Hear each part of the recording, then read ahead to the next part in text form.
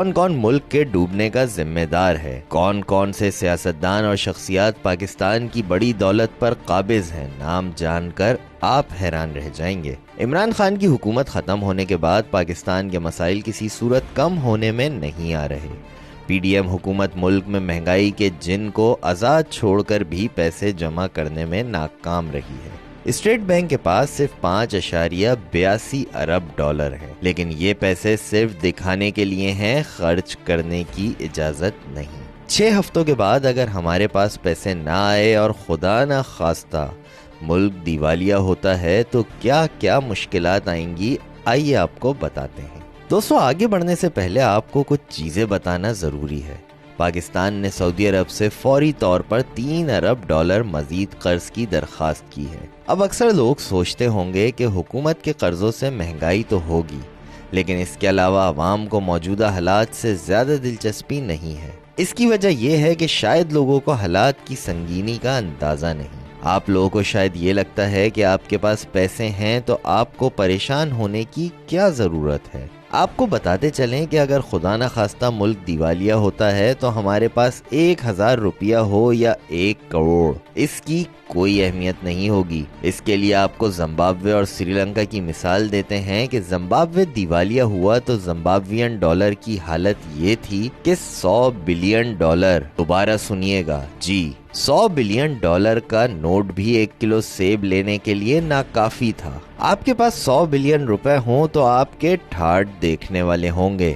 دوستو، ایسا ہی منظر چند ماہ پہلے سری لنکا میں بھی دیکھنے میں آیا کہ جب لوگ پیسے لے کر آٹا، تیل اور دوسری چیزوں کے لیے مارے پھرتے رہے، لیکن ہاتھ کچھ نہیں آیا۔ اب آپ کو بتاتے ہیں کہ اس کی وجہ کیا ہے۔ مسئلہ سری لنکن کرنسی یا زمبابوے کے ڈالر کا نہیں، اور نہ ہی آپ کے پاس موجود لاکھوں روپے کا ہے، بلکہ یہاں مسئلہ امریکی ڈالر کا ہے۔ پوری دنیا کا نظام امریکی ڈالر سے چلتا ہے۔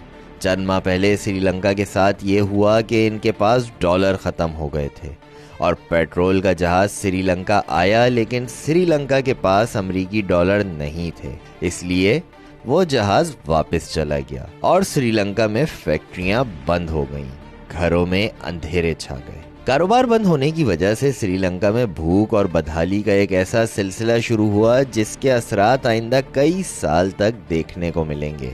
اب اگر پاکستان کے دولت مند خاندانوں کی بات کریں تو ہم سعودیہ سے 3 ارب ڈالر بھیک مانگ رہے ہیں، لیکن اپنے سرکردہ لوگوں کے پاس موجود پیسے کا استعمال نہیں کر رہے۔ کون کون سے امیر خاندان پاکستان کو مشکل سے نکال سکتے ہیں، یہ جاننے سے پہلے یہ جان لیں کہ اگر خدا نہ خواستہ ملک دیوالیہ ہوتا ہے تو ہمیں کیا کیا مشکلات پیش آ سکتی ہیں۔ آئیے دیکھتے ہیں۔ ہم نے مطالعہ پاکستان میں پڑھا تھا کہ پاکستان ایک زرعی ملک ہے اور گیس کے بھی وسیع ذخائر ہیں، لیکن اس وقت حالات یہ ہیں کہ ہم نے زرعی زمینوں پر بڑی بڑی سوسائٹیاں بنا دی ہیں۔ ہم کھانے کے لیے گندم دوسرے ممالک سے منگواتے ہیں۔ ہمارے ملک کا نظام پوری طرح سے امپورٹ پر چل رہا ہے۔ ہماری سب سے بڑی امپورٹ تیل ہے۔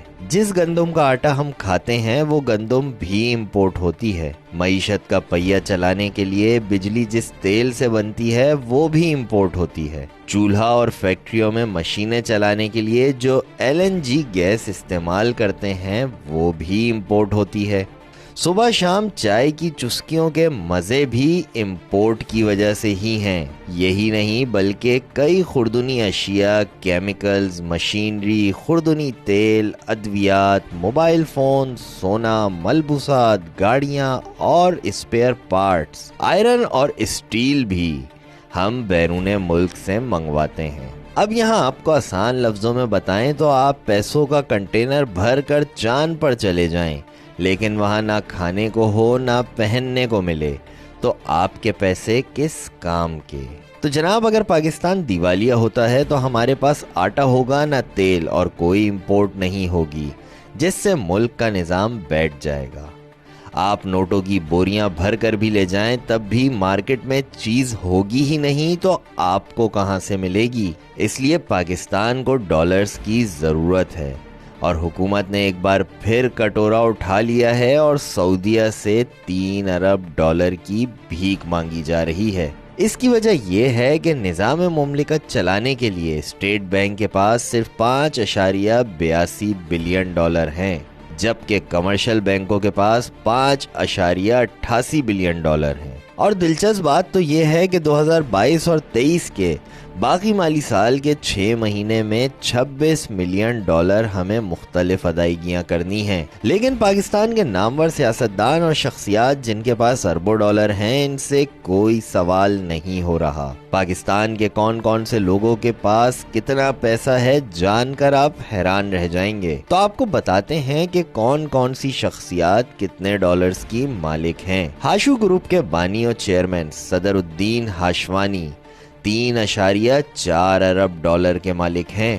نشاد گروپ کے مالک میاں محمد منشا کے پاس 3.7 ارب ڈالر کے اثاثے ہیں۔ پراپرٹی ٹائکون ملک ریاض بھی کسی سے کم نہیں اور ان کے پاس 1.5 ارب ڈالر ہیں۔ سابق صدر اور پیپلز پارٹی کے شریک چیئرمین آصف زرداری 1.8 ارب ڈالر کے مالک ہیں۔ 3 بار وزارت عظمیٰ کے منصب پر بیٹھنے والے نواز شریف 1.75 ارب ڈالر کے مالک ہیں۔